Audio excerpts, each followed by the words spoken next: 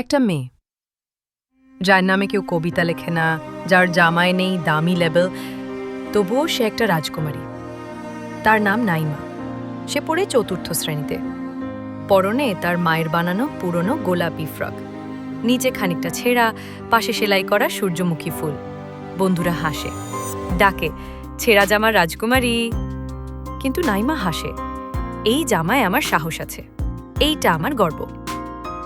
একদিন নতুন শহুরে মেয়ে আদিবা এসে ঠাট্টা করে, তুমি নাকি রাজকুমারী, এই জামা পরে। নাইমা কিছু বলে না, শুধু মাথা নিচু করে চলে যায়।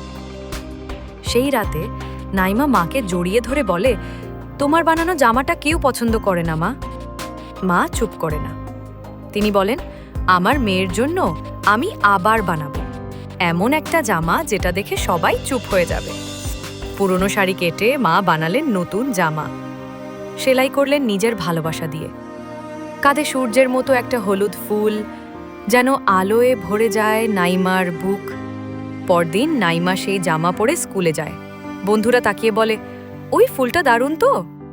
নাইমা হেসে বলে, এইটা আমার হৃদয়ের ফুল, আমার মায়ের ভালোবাসার চিহ্ন। সেই সময় ঘোষণা হয়, পুরাতন কাপড় দিয়ে তৈরি জামার প্রতিযোগিতা।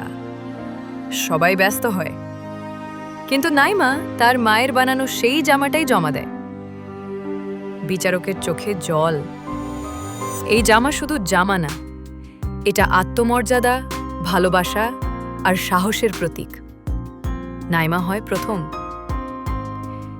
সেদিন সবাই বুঝেছিল, রাজকুমারী শুধু প্রাসাদে থাকে না, কেউ কেউ থাকে গ্রামের ছোট ঘরে, মায়ের সেলাই মেশিনের পাশে। নাইমার মতো প্রতিটি মেয়ের গল্প এক একটা অনুপ্রেরণা। তোমরা যদি এমন আরও সুন্দর অ্যানিমেশন দেখতে চাও, তাহলে এখনই সাবস্ক্রাইব করো আর বেল আইকনটা বাজিয়ে দাও, কারণ পরের গল্পটা হয়তো তোমার।